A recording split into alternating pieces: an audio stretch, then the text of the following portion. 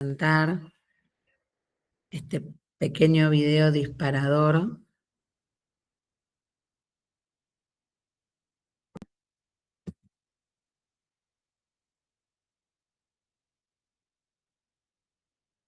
Ahora sí.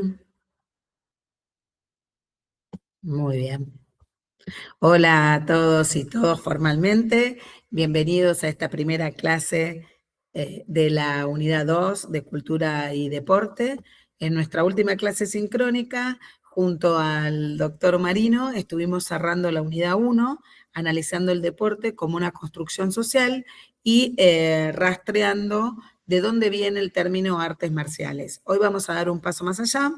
Nuestro propósito en esta clase es complejizar esta mirada y vamos a dejar de ver a las artes marciales y a los deportes de combate únicamente como un conjunto de técnicas para golpear o defenderse, y vamos a empezar a comprenderlos como lo que realmente son: fenómenos culturales, simbólicos, sociales y sumamente complejos. Vamos a iniciar entonces. Para arrancar, me gustaría retomar brevemente los conceptos que trabajamos en la unidad 1.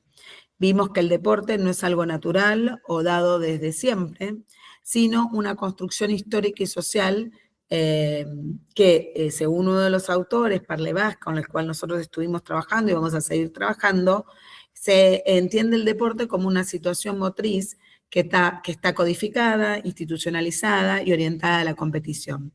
Históricamente pasamos de prácticas físicas ligadas a la supervivencia o rituales en la prehistoria a prácticas institucionalizadas en la edad moderna y contemporánea.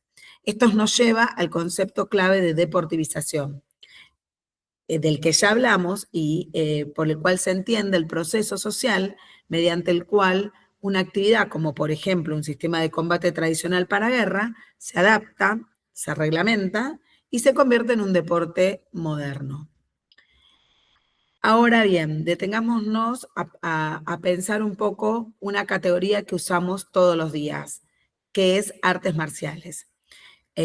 Algunas veces se preguntaron el por qué usamos la palabra arte, que remite a creación y a belleza, junto a la palabra marcial, que remite a lo militar, a la guerra y a la destrucción.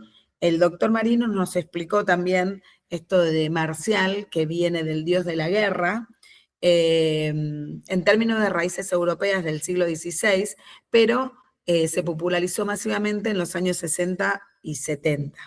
Cuando la palabra china, wushu o wishi, se tradujo a Occidente como arte, se generó un choque de significados. En Oriente, el arte está vinculado a la espiritualidad, al taoísmo o al budismo, a la inmersión de la mente en el cuerpo y a transitar un camino de perfeccionamiento interno.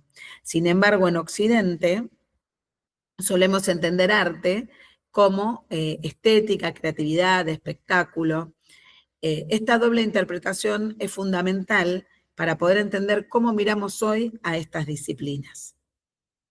Esta traducción cultural de la que hablamos nos lleva a diferenciar dos grandes paradigmas. Por un lado, las artes marciales tradicionales, las orientales propiamente dichas, centradas en la filosofía, la cultura profunda, la defensa y el desarrollo personal, guiado bajo la conducción casi paternal de un maestro.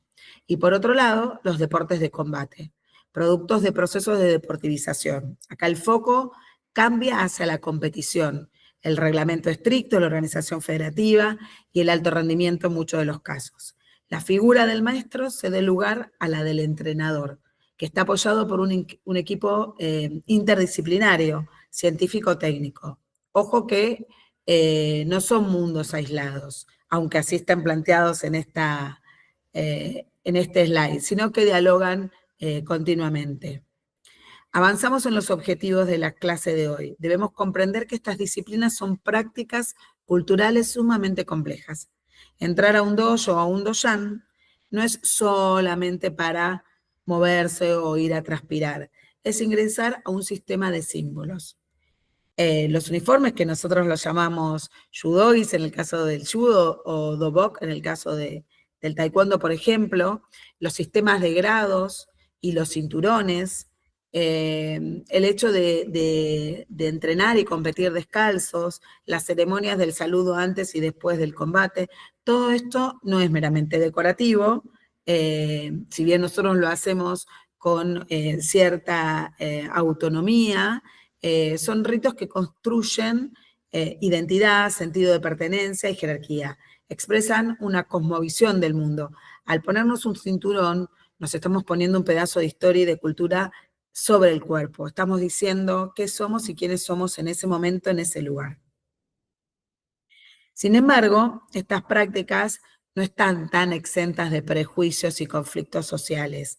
Generalmente la sociedad oscila entre ver a las artes marciales como disciplinas que forjan el carácter y el respeto, o estigmatizarlas como focos de violencia y agresividad. Para entender cómo operan las representaciones sociales y las clases sociales en esto, podemos mirar el caso, que también lo tenemos dentro de la bibliografía para estudiarlo, de la capoeira en Brasil. Originalmente era una expresión cultural brasileña, llena de teatralidad, rituales, música e incluso hasta un poco de malicia. Fue fuertemente perseguida y criminalizada. Pero ¿qué tuvo que pasar para que la sociedad la aceptara? Bueno, tuvo que sufrir un proceso de emblanquecimiento y deportivización.